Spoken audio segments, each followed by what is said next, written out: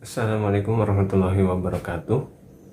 Kali ini saya akan memberikan 5 tips hal yang harus kalian perbaiki jika ikan kalian mengalami kematian.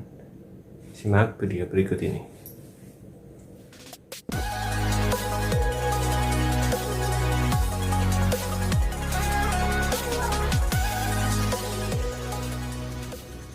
Yep, 5 hal yang harus kamu perbaiki atau kamu benahi ketika ikan-ikanmu banyak mengalami kematian.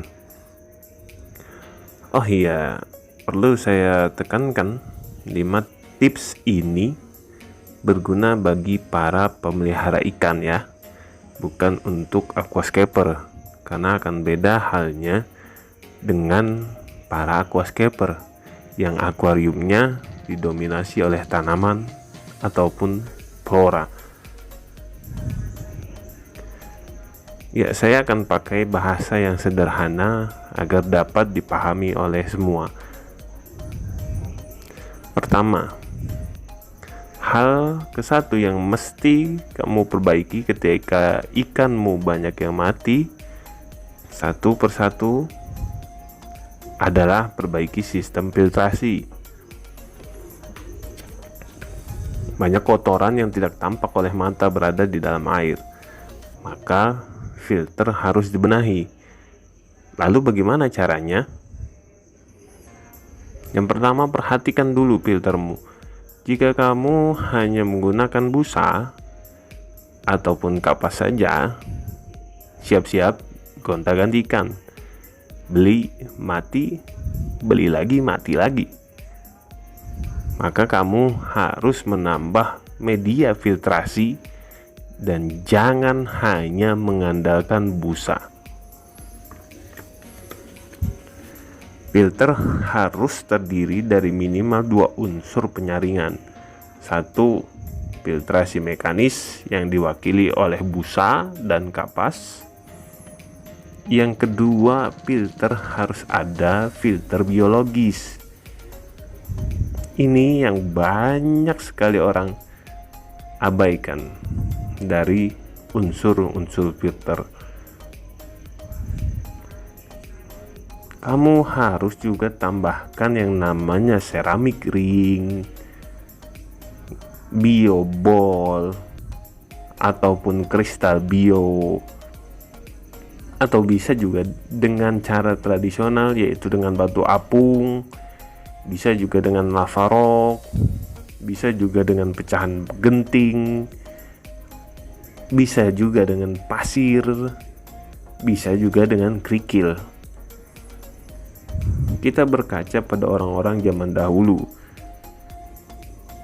Orang-orang zaman dahulu sering memakai bahan-bahan sederhana untuk menyaring air, seperti arang, sapu ijuk,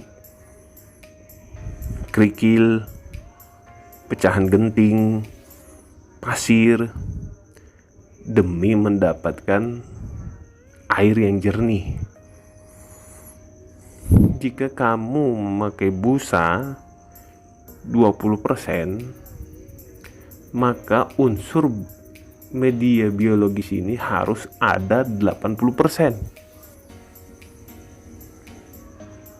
Dominan. Tempatnya pun bisa beragam ya. Kamu bisa pakai akuarium SAM atau pakai talang air yang disekat, atau kalian bisa beli kanister yang bermerek atau kanister yang buatan, atau kalian bisa kreasikan dengan toples, atau kalian bisa kreasikan dengan ember yang sudah tidak terpakai, yang sekiranya menampung kedua media mekanis dan media biologis tersebut.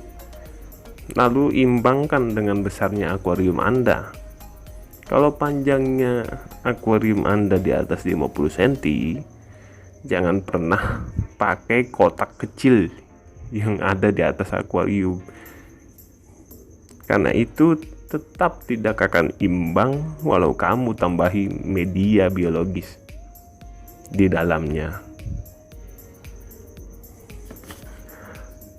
Oke.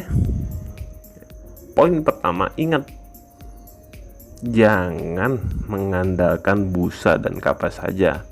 Kalian harus tambahkan media biologis. Bisa seramik ring, bisa biobol, bisa pecahan genting, atau bisa kristal bio, atau bisa juga dengan batu apung, atau bisa juga dengan kerikil. Pilihan ada di tangan Anda. Sebenarnya ada 3 unsur media filtrasi, tapi di sini saya nggak akan bahas detail karena saya di sini hanya membahas dengan bahasa yang sederhana agar mudah kalian pahami. Kalau kamu susah cari tempat untuk menempatkan media filtrasi seperti SAM, kanister, dan lain-lain, kamu juga bisa pakai yang namanya sistem undergravel filter atau alternatif lainnya, yaitu perbanyak tanaman air yang asli tanaman air ya.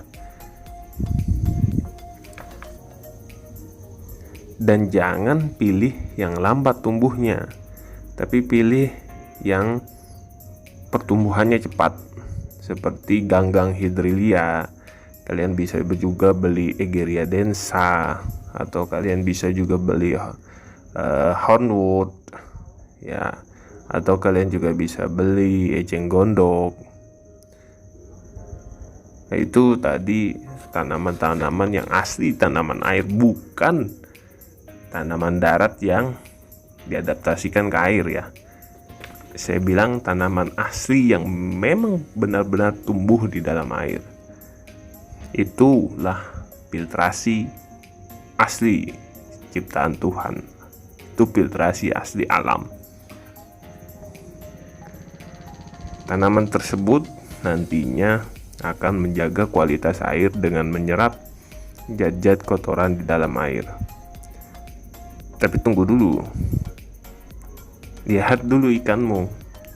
Kalau ikanmu sebangsa ikan mas koki atau ikan barb atau ikan kaviat, lebih baik jangan, karena tanaman-tanaman ini bisa habis mereka makan.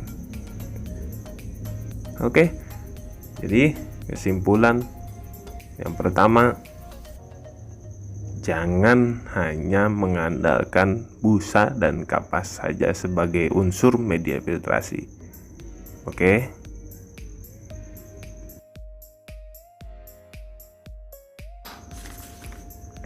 Oke, hal yang kedua sekarang yang mesti kamu perbaiki jika ikanmu banyak yang mati. Tapi dengan syarat ya, setelah filtrasimu sudah diperbaiki. Ingat ya, sesudah memperbaiki sistem filtrasi, maka hal kedua yang mesti kamu perbaiki adalah cara kamu mengganti air. Setelah filtrasi baik, maka mengganti air tidak boleh kuras 100%, bahkan menguras 50% saja dari volume akuarium pun saya tidak menganjurkan. Karena apa? Karena ikan itu hidup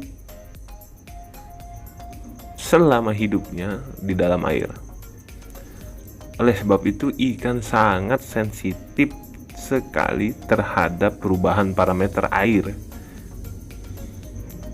Oke, parameter air itu banyak ya, KHG, pH, suhu air. Jika perubahan parameter air tadi terlalu besar atau terlalu banyak, ikan akan stres dan gampang sekali terserang penyakit.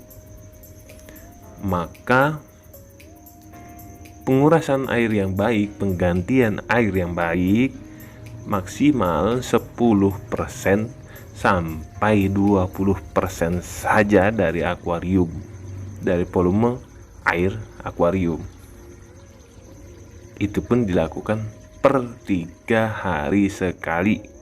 Ingat, 10% sampai 20% dari volume akuarium diganti 3 hari sekali. Jangan lebih dari 10 sampai 20%. Nah, itu akan membuat ikanmu lebih nyaman. Dan gunakan air yang baik secara kualitas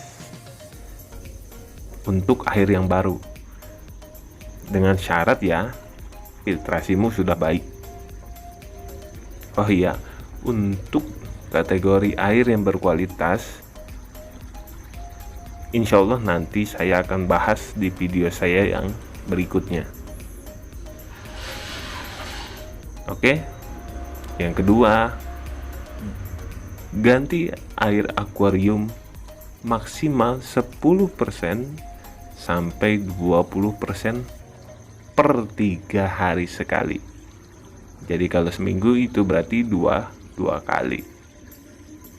Ingat, 10 sampai 20% dari volume air akuarium per 3 hari sekali. Oke.